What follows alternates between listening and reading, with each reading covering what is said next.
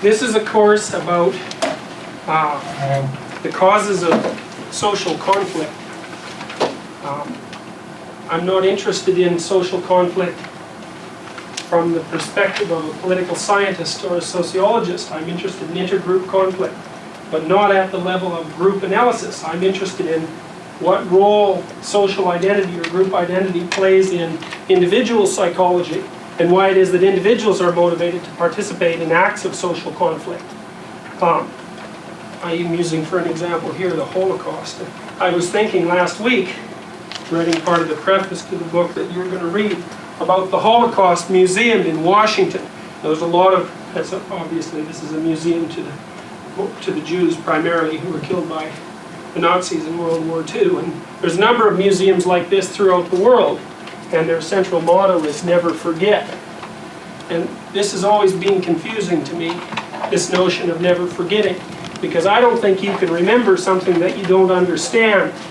And I don't think we understand why the Holocaust happened in World War II. I think you might regard the Holocaust as an unlearned lesson, and I don't think that you can process information that you don't comprehend.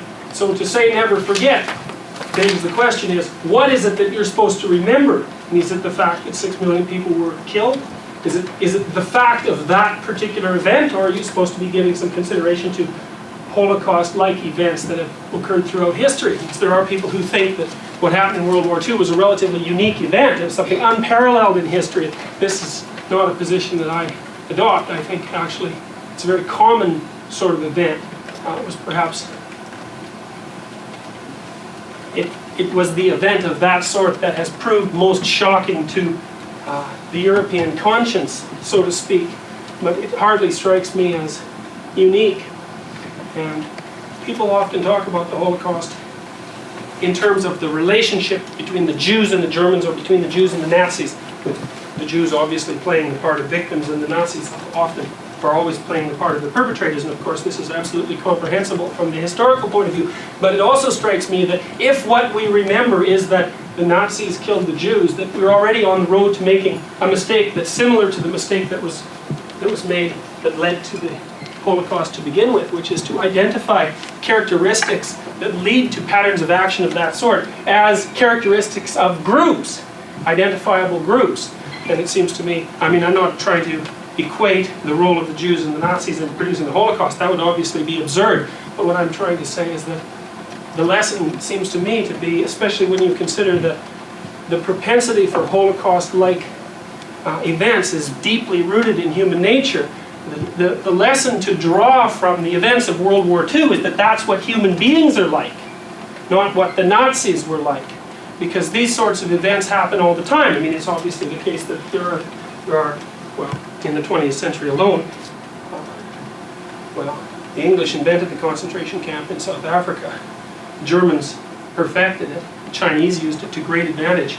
Solzhenitsyn estimated, I'll show this on the next slide, that 66 million people in the Soviet Union were killed as a consequence of internal repression, many of whom went through camp-like procedures on their road to their demise. You see ethnic cleansing occurring in places like Rwanda, and even once again in Europe, in the Balkans. Whatever it was that we were supposed to have learned from the events of the Second World War hasn't been learned nor been remembered, because you can't remember what you don't understand. And that's what this course is about. I've been working since 1985, I guess, on trying to figure out what it is about people. Remember Hannah Arendt, maybe you know this, maybe you don't. She's a famous political scientist. She was a student of Martin Heidegger. She wrote a book called The Banality of Evil, and one of her points was that these people, she was talking about the Nazis in particular, people who perpetrate events like this, if you meet them, if you talk to them, if you have encounter with them, the thing that's often striking about them is not their striking abnormality or their evident evil, but the fact that they're very much like other people that you might have met, which I suppose might not be so surprising when you think about how thoroughly, for example, the Nazi movement dominated the German consciousness, or likewise with communism in the Soviet Union. I mean, those ideological movements characterized people. They didn't characterize some strange sort of misfits whose consciousness was characterized by something incomprehensible that led them to perform the kind of actions that we're theoretically supposed to remember. My perspective on all this is that the fact that people are capable of perpetrating atrocities like those that characterized the Holocaust says something about what people are like, what everybody's like. Because it strikes me that kind of tendency is something that's deeply rooted in human nature. And then to say that, well, what was it about the Nazis or what was it about the Soviet communists that led them to participate in this sort of behavior is completely beside the point, in a sense. All that does is you're looking for some sort of group characteristic that's devoid, and you don't have any personal relationship with that group. The problem is instantly made abstract, and as far as I'm concerned, if it's abstract, well then once again, nothing is remembered. Now what I want to do is I want to outline the reasons why something like the Holocaust could have occurred, and what it is about us that make us so concerned with protecting our group identities, what those identities mean, what role they play in the regulation of emotion. That's the critical thing right there.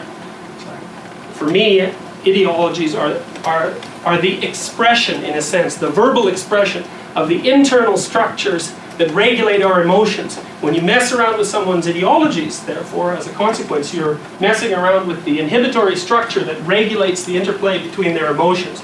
So what we're going to study in part in this course is what emotions are, and how they're rooted in neuropsychology and neurophysiology, and how they manifest themselves in behavior, and how they might be controlled, and how that might tie into something as abstract as social identity. Usually there's not much of a link made between the concept of sociological processes, so to speak, and intrapsychic processes or neuropsychological structures, but it's obvious, if you think about it for a moment, that whatever your identity is plays some role in regulating your emotional nature and your physiology, because your thoughts are embodied, they're part of your mind, they're part of your brain, if you want to get right down to it.